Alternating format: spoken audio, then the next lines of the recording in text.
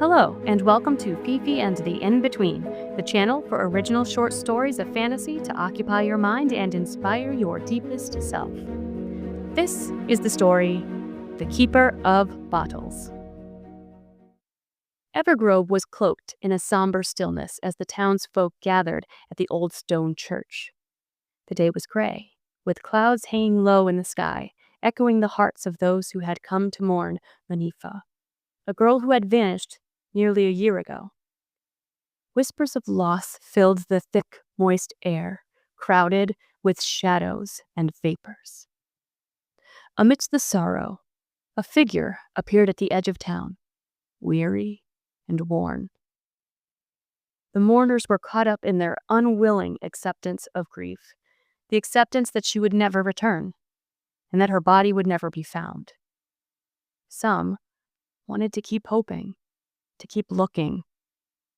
But the shoes and the hair bow with a clump of hair found at the edge of town promised a sad story no one really wanted to face. The figure drew nearer to the church, which was surrounded by a rusty, heavy cast iron gate. The slight drag of an injured leg and the hair hiding the eyes of the stranger slowly gained the attention of the townspeople, who already had a healthy fear of ghosts and maleficent spirits. Whoever this was looked closer to death than life.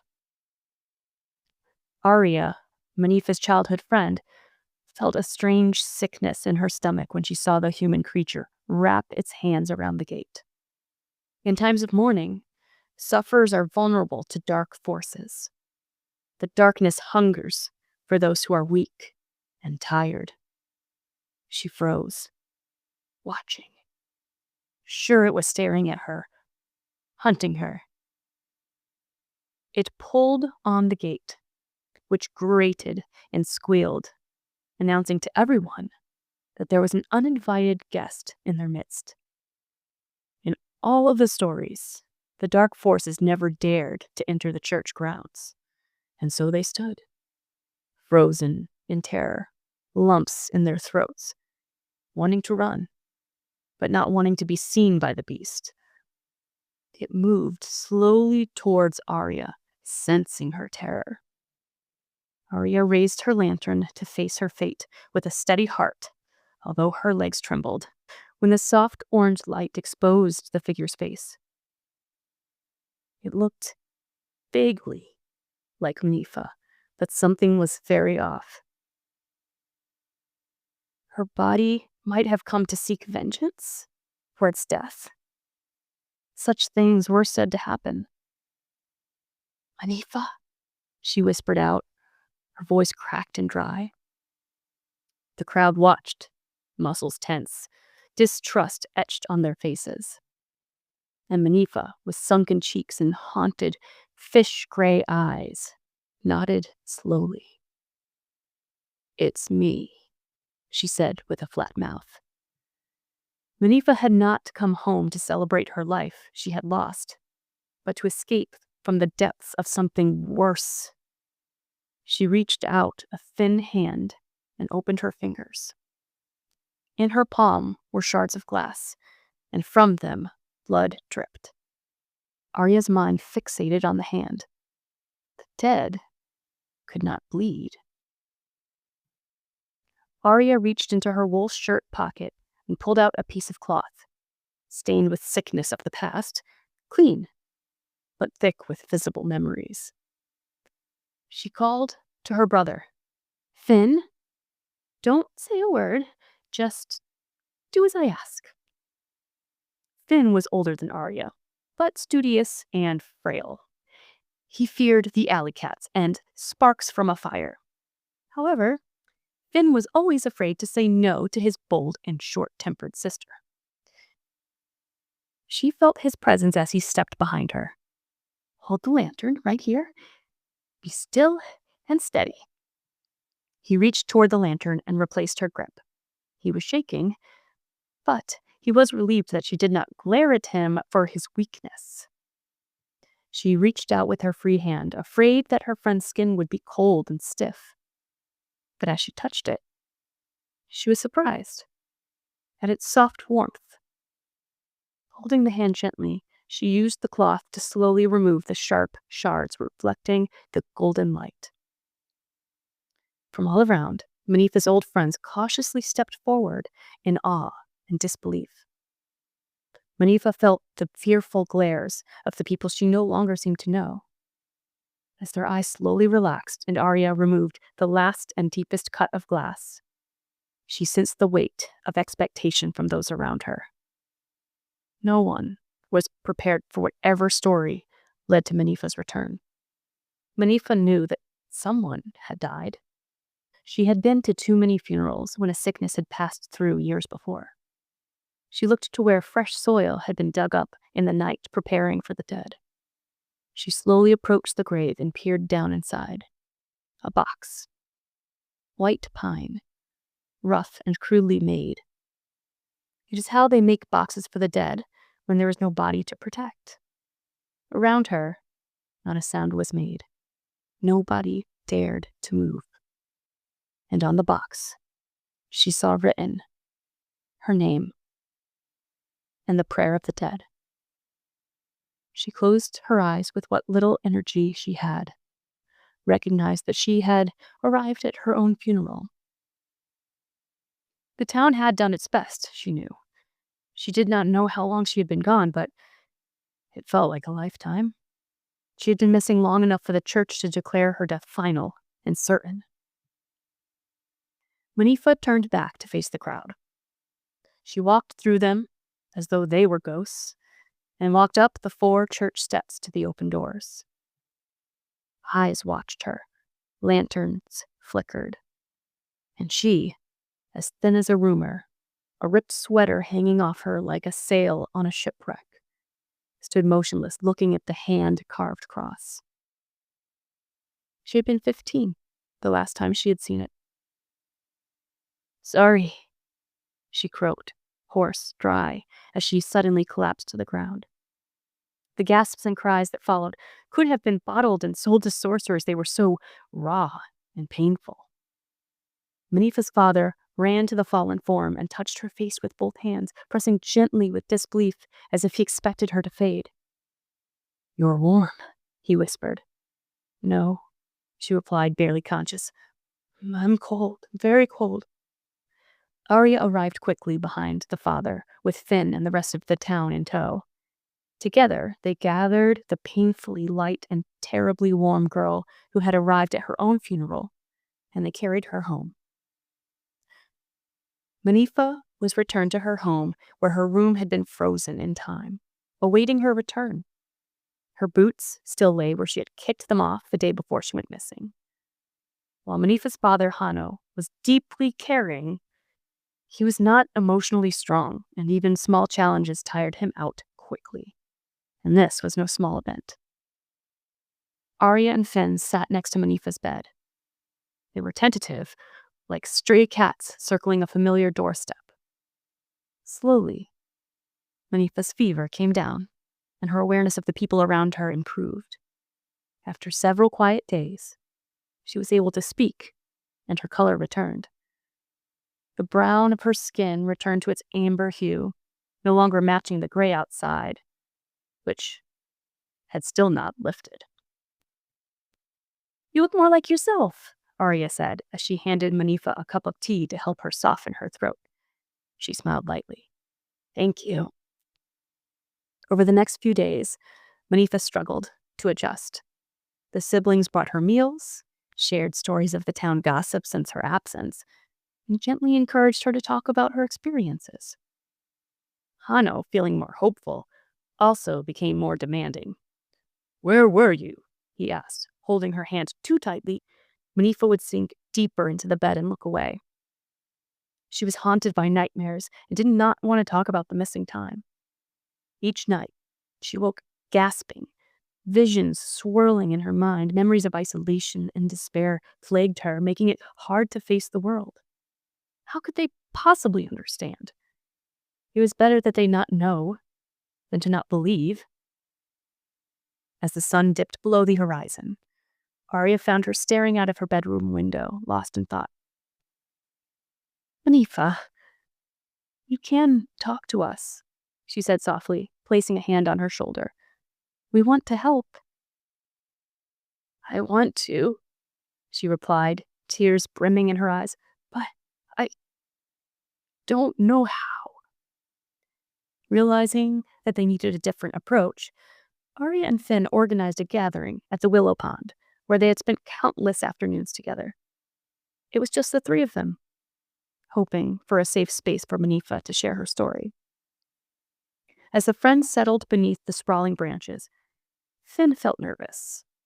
Arya stood beside her, a comforting presence. We are all here for you, she said, encouraging their friend to speak. Taking a deep breath, she began to recount her experiences. I was bottled. The siblings blinked, waiting for more. Bottled? Finn said, his tone skeptical. Arya shot him a furious glance. Like, whiskey, she explained.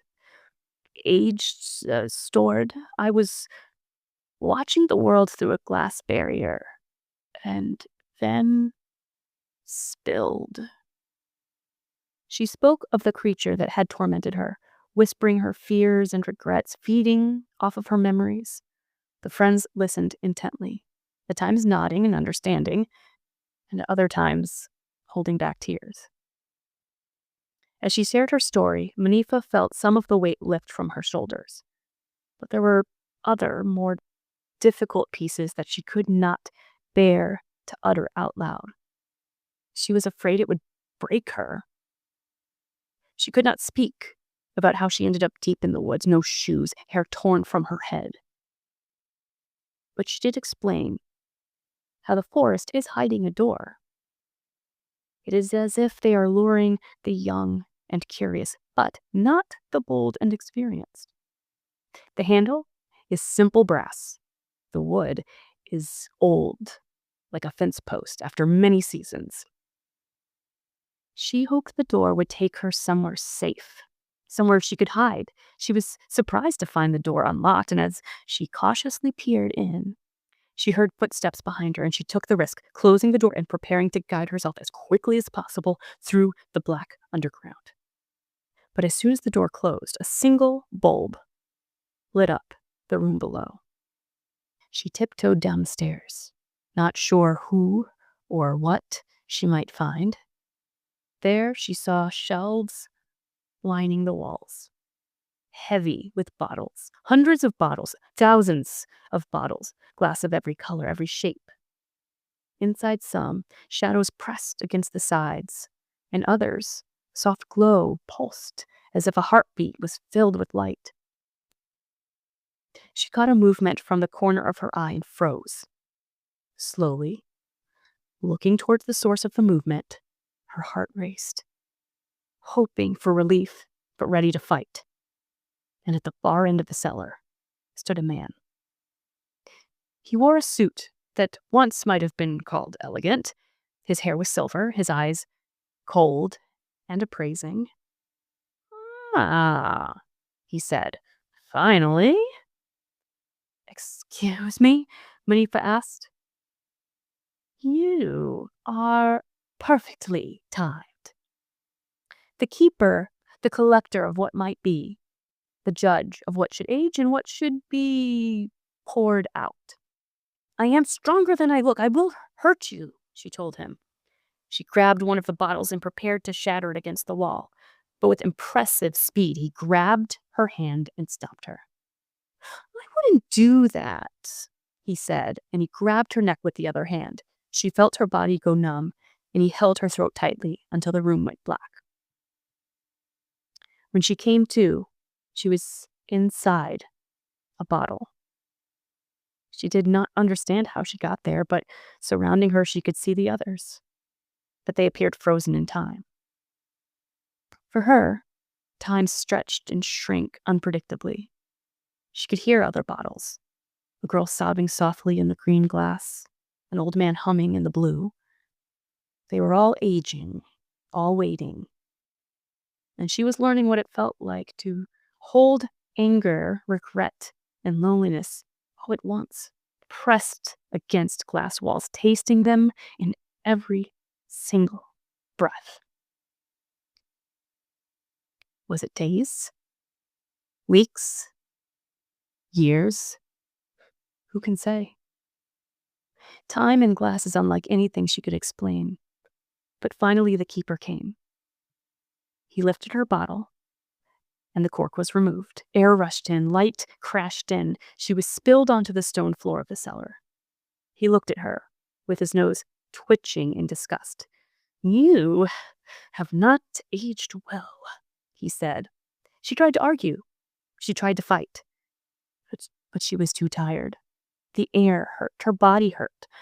And yet, somehow she survived.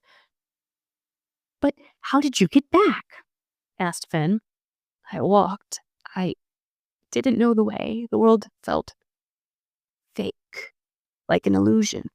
Everything seemed mixed up. Even the shadows were too bright and too loud. There were elk. They stared. Birds were silent. Flies hovered, I think, waiting for me to die. And then I came to the edge of town. I didn't even recognize it. I just felt drawn to something. And then everything about my life came rushing back once the glass was removed. And it hit me so hard, it was like a star fell from the sky and crashed into my brain.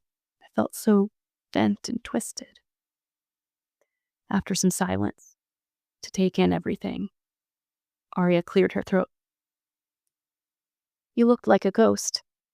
Your foot was dragging, and your eyes were black. I don't understand what that man did to you, but you were someone else." Arya could tell there was a lot Manetha was holding back. It was this crowded look in her eyes. One step at a time. "I knew you were there during the fever. I could feel you pressing the cool cloths to my forehead, and I could feel you holding my hand," Manetha said, with a grateful tear falling down her cheek. The first tears since coming back. Manetha began to feel lighter, more herself. However, she jumped easily, and the nightmares still chased her like a shadow lurking in the corners of her mind. The keeper that had trapped her hadn't truly let her go. She could feel the keeper's presence, watching from the darkness, waiting for a moment when she would be ripe enough to pluck and bottle for a better flavor. One sunny day, full of bees and poppies, Manetha shared this nagging feeling that the keeper was still watching her. They decided to visit Old Lady Morgana in the forest. She knew all the lore of the village, and through her stories, they hoped they might find a clue as to what the keeper really is and how to find him or stop him. Morgana did not share her talents for free. She would send them on a quest, no doubt. When they arrived at her house, which was covered in animal skulls she collected, she was sitting on the stoop, waiting for them. She could hear everything, and it was impossible to catch her unawares. "Stop," she demanded. The group of friends stopped suddenly. "We bring chamomile and sweetgrass and pressed apricot seed oil. We know how much you love gifts from nature," Arya said, pretending to be braver than she felt. "I don't need your gifts, but I will take them," Morgana said in a huff as she began approaching them. "The stories you look for are forbidden to tell," she said knowingly. She snatched the basket of goods. The friends felt their hearts sink. They knew more coaxing would only vex the aging witch. They started turning around when they heard Morgana call out from her stoop, "But they never said anything about reading being forbidden." Arya wanted to shout and hug the grumpy, lonely woman. But if Morgana hated anything, it was youthful energy. Better to say nothing. The witch never let anyone in her house. It is said that if you go in, the house will swallow you, and you will live in its stomach eternally. This knowledge was imparted to every child so often and from such a young age that they all knew not to go past the stoop. From inside, she began throwing books out through the doorway. One hit Finn square in the chest. It fell to the ground as he groaned in pain. Sure, he had broken a rib. Morgana slammed the door shut, no longer wanting to deal with unwelcome visitors. They soaked in as much information as they could before the sun began setting, and they would soon run out of light to make it home. They stacked the books on the stoop and raced home, unwilling to be caught in the woods with the keeper. They had discovered that there were old legends that spoke of a being that thrived on fear and isolation. There was no method written that could destroy the keeper. Like an ant, he had many tunnels and chambers to hide in. However, it was possible to seal the door. Walking back home, they began formulating a plan. Tomorrow, we will gather what we need and then we will seal the door for good, Arya said, not giving much room for disagreement. Finn's hands trembled. I don't know if I can. You don't have to, she said. We will be there. And whatever waits, whatever's behind that door, we will deal with it. She knew Finn would only be a liability in a dangerous situation, and she didn't want to deal with trying to save him along the way. Manetha looked grateful. I'm so glad I don't have to do this alone, she said with relief, and she took a deep breath in, feeling safer than she had in a long time. Throughout the next day, they gathered their materials, keeping their mission and knowledge secret. They tried to seem whimsical and flippant in case the keeper's eyes were watching.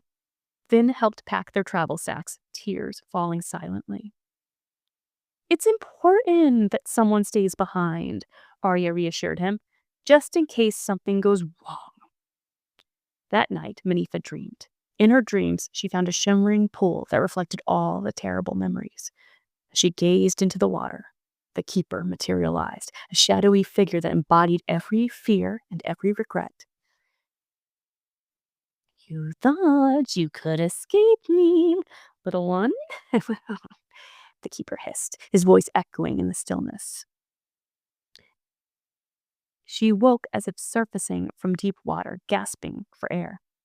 For a moment, she did not remember the funeral or the willow pond or the mission. The room tilted. Arya was in the chair by Manetha's window, asleep but upright. Finn lay on the floor with a blanket half kicked away. They had stayed the night, refusing to leave her alone. Manetha swung her feet to the floor and immediately felt nauseous. Her body felt decanted, as if parts of her had been poured out when the keeper released her.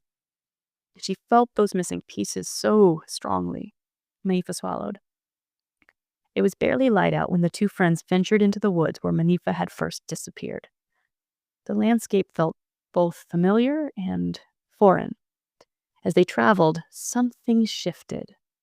The trees were completely silent. The air was eerily still. Light filtered down, but it was flat and bright, exposing them more than they liked. Manetha felt a surge of fear, but Arya saw that she repressed the panic and held her hand, grounding her. You are strong enough to do this, she reminded softly. You have faced all of this already. Manetha stood tall, showing courage in the face of terror, and they walked together. It felt strange, walking towards a place that was seeking to trap her, that had taken so much from her. They reached a clearing by a river. A memory jolted Manetha to a halt. The air shifted again. Not dramatically, it was as if they had entered an alternative version of the forest, or a cleverly mimicked version of one. Between two trees that leaned close together, there was a seam, barely visible. Arya stepped closer, and she reached forward. The door was there. Small, brass-handled, simple. They pulled the sacks off their backs and opened them to start the process. But the bags were both empty. They hadn't felt the weight change, but everything was gone. Arya grabbed Manetha's hand. We are already here, she said, and you know this place. You know its rules. Clearly it knows we're here. What do you think we should do? Manetha swallowed hard, her mouth dry. I think We need to go in. With her hands sweaty and cold, she grabbed the handle and opened the door. Stairs were the same. The bulb threw light down towards them through the dark. But as they descended the stairs, Manifa's eyes grew wide. The shelves. The shelves were emptier. Where once thousands of bottles had stood, there were now gaps, dust outlines where glass had been. A draft moved through the cellar like a sigh. The keeper stood at the far end, waiting. He looked exactly as he had before. Silver hair, polished eyes. "Ah, you returned," he observed. "With a witness," Arya said firmly. The keeper's gaze slid across them, assessing, weighing. "Your batch was unsuccessful," he told Manifa calmly. "You were returned." "I am not inventory," Manifa said, although her voice wavered. "And you have been watching me." "True," the keeper agreed. "You have potential." The keeper tilted his head. "Everyone ages. I just simply expedite the process." Arya's hand clenched. "You trap people. I preserve them," the keeper corrected. "Left unattended, most people sour on their own." There is something that Manifa did not confess to Arya and Finn. Inside the bottle, there had been times when she was happy to be trapped. Moments when she thought, yes, I am too angry and too hurt and too weak. Moments when she felt protected. And that was the most dangerous part, not the glass, not the cork, the safety from life. Standing in the cellar now, Manifa felt those old thoughts rise again like sediment disturbed. The keeper watched her closely. "You see," the keeper said softly, "I was only trying to keep you safe after what happened in your world. You looked for me. That's why you were able to find me." "She understands she was hurt," Arya said, "but you didn't need to trap her." The keeper smiled. "You are such an angry little thing," he replied, a hungry look in his eyes, assessing her worth. "I have good reason to be," Arya shot back. "Well, you do have some spice to you," he said, moving closer. Manifa stepped back, looking for something to attack him with. She stumbled and fell into one of the shelves. The shelves trembled. A bottle somewhere fell into the darkness and shattered. A sound cracked through the room like a starting pistol. From the far corners of the cellar came whispers, and not voices exactly, more like breaths escaping. The keeper's composure flickered. "Control yourselves," he snapped at the bottles. Manifa straightened up and looked at the gaps in the rows, the dust outlines, at the faint glow still pulsing inside the remaining bottles. "You don't get to keep them." She bit her words, feeling like a feral cat protecting her young. The keeper's eyes hardened. Manifa walked towards him on the prowl, a vicious glint in her eyes. She did not know what she intended to do. She only knew that she could not leave the cellar intact. She picked up a bottle from the nearest shelf. Inside, something faintly luminous flickered. The keeper lunged. Too late. Arya elbowed him hard in the stomach, sending his small frame to the ground. Manifa smashed the bottle against the wall and glass exploded. A flash of light swirled around the cellar as if confused by the sudden grace of space, and then it shot upward through the door. The keeper staggered back. "You will ruin them," he cried. "No," Arya said quietly. "She's freeing them." Manifa grabbed another bottle. Arya grabbed one too. One by one, they shattered the glass. The cellar filled with the sound of breaking, of release of something long compressed, finally expanding. And the keeper shrank. "You misunderstand," the keeper said, his voice cracking for the first time. "Well, without containment, they will curdle. They will collapse under their own immaturity. You collect potential because you're afraid of watching it fail. Nifa felt so much pent-up anger bursting through, and she was trying to press it down.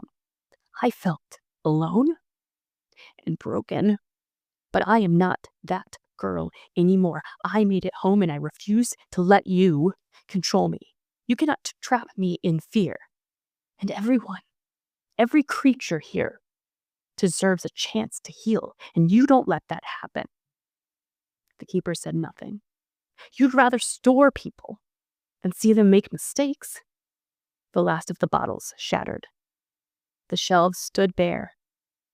The keeper's suit dulled. His silver hair lost its polish. You cannot undo what aging does, he said quietly. No, Manifa agreed, but you can't force it either.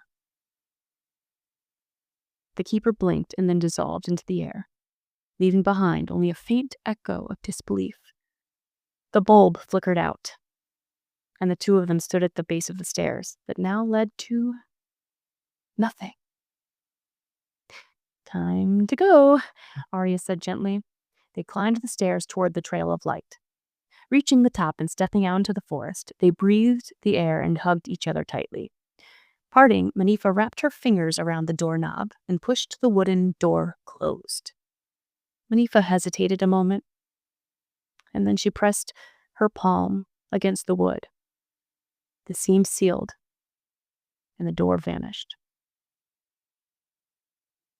They walked back through the forest, re-entering their world of sound and the movement of the air. Neither of them spoke at first. Arya looked at her friend. How do you feel? She considered it. Tired, she admitted. But free. And that, perhaps, was enough. Manifa returned to regular life slowly, to routine, to conversation. She was not cured of anger. She was not polished into perfection, and sometimes she still dreamed of her glass world. She shared her story, encouraging others to speak up about their struggles, and the gatherings became a safe haven where people could connect, find understanding, and work through their fears together. There were so many mysteries in the world, and not everything could be easily understood. There was real danger out there, both mythological and human.